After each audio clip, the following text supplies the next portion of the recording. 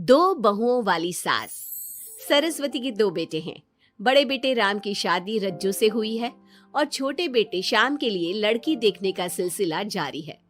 एक दिन रज्जू की माँ का फोन आता है और उसकी सास फोन उठाती है। हेलो, कौन बोल रहा है? दूसरी तरफ फोन पर रज्जू की माँ लीलावती बोलती है। हेलो समधन जी, मैं लीलावती बोल रही हूँ, रज्जू की माँ। अरे नमस्कार समधन जी, कैसी हो? बहुत दिनों के बाद याद किया आज। यहाँ पर तो सब कुछ ठीक है, बस मेरी तबीयत थोड़ी खराब है। अगर बुरा न मानो तो एक बात बोलूं? अरे कैसी बात कर दी आपने समधन जी, आपकी बात का बुरा क्यों मानना, बोलिए बोलिए। मेरी कुछ दिन से तबीयत ठीक नहीं है और यहाँ पर मेरी देखभाल करने वाला कोई नहीं।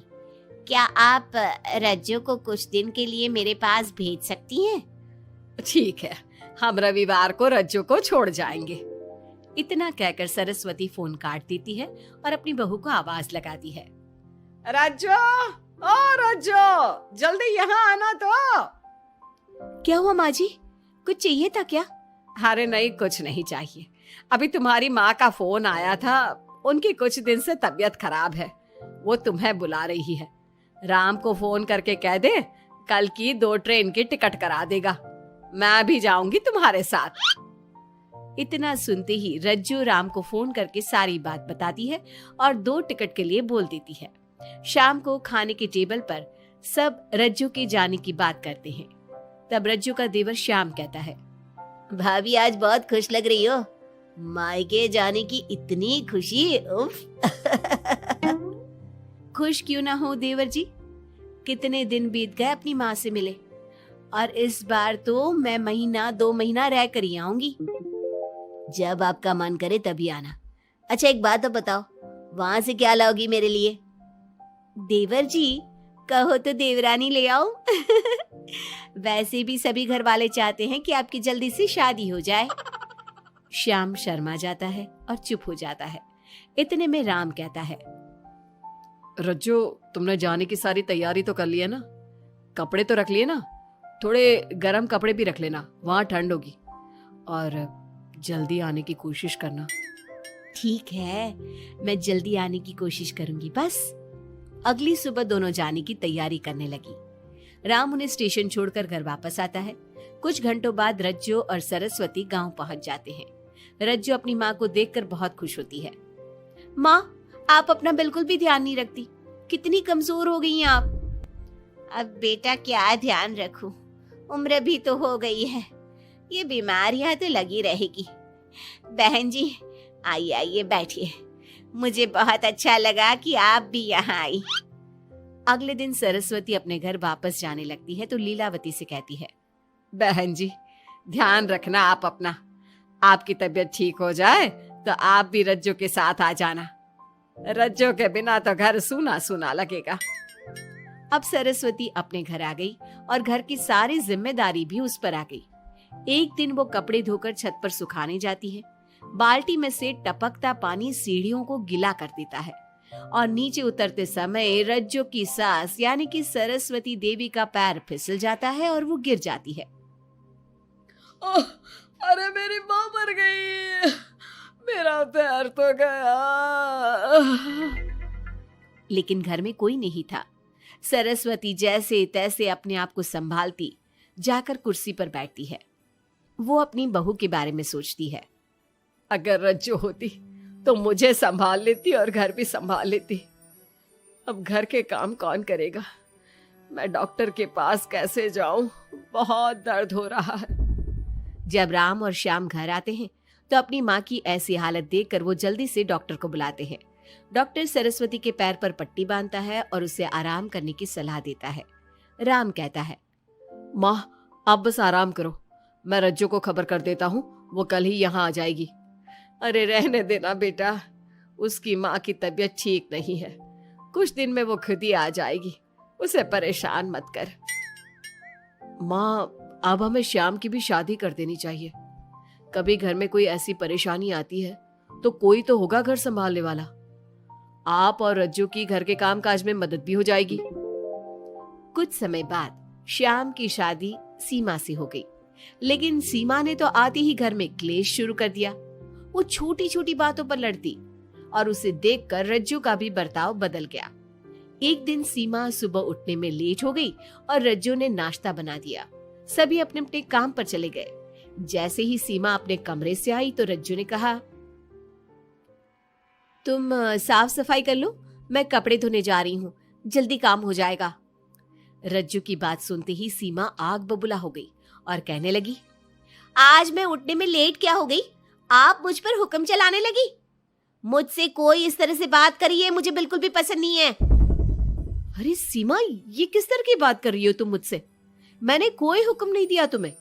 मैं तो बस काम को जल्दी खत्म करने की बात कर रही हूँ। उन दोनों की नोक झोंक सुनकर सरस्वती बाहर आ जाती है और दोनों को समझाती है। शाम को सब एक साथ खाना खाने लगे।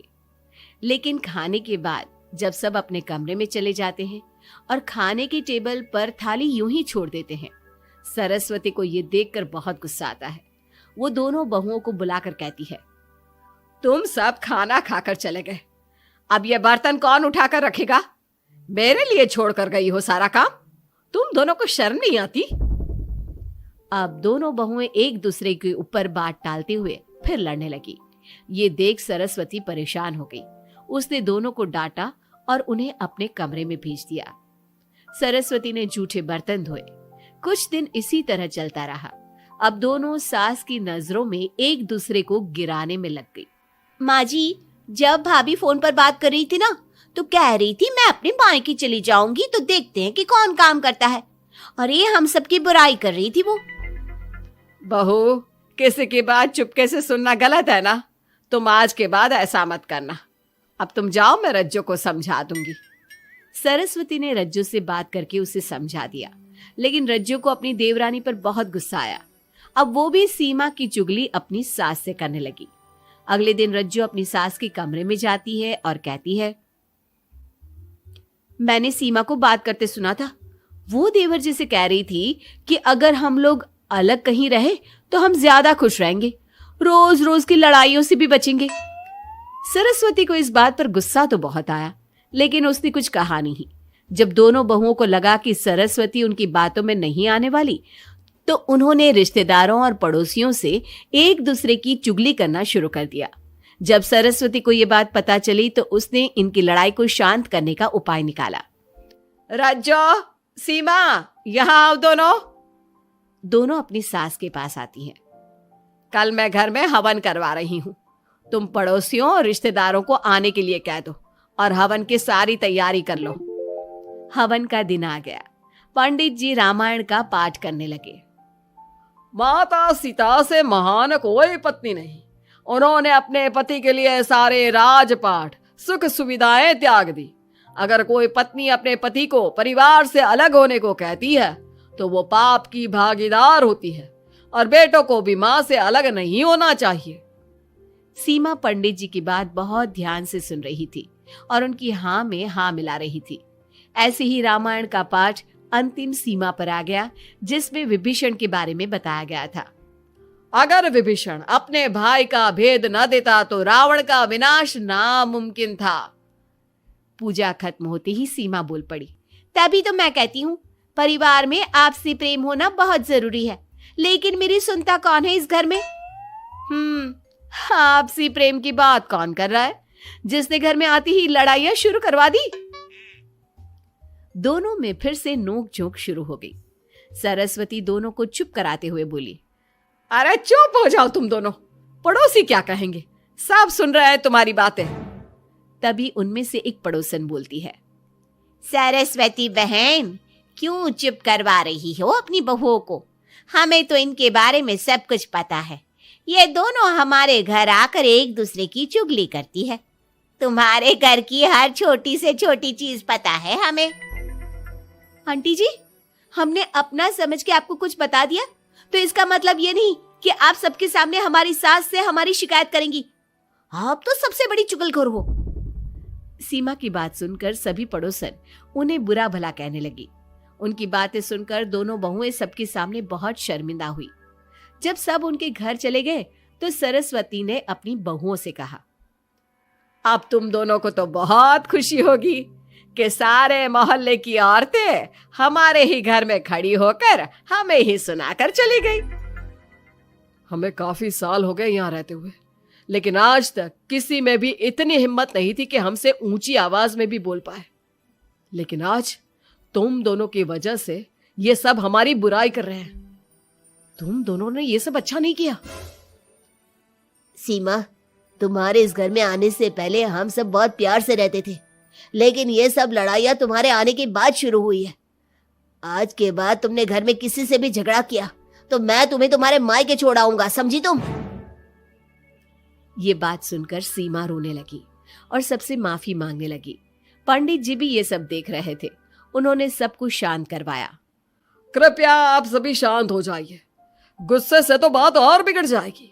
अगर आप दोनों बहुएं मिलकर रहती, घर की बात घर में रखती, तो कोई आपसे कुछ कहने की हिम्मत नहीं करता। आज आपको इस बात का एहसास तो हो ही गया होगा। औरत ही तो होती है जो मकान को घर बनाती है। अब भी कुछ नहीं बिगड़ा, आप दोनों प्यार से रहो। आपके पड़ोसी और रिश्तेदार अपने आप चुप हो जाएंगे।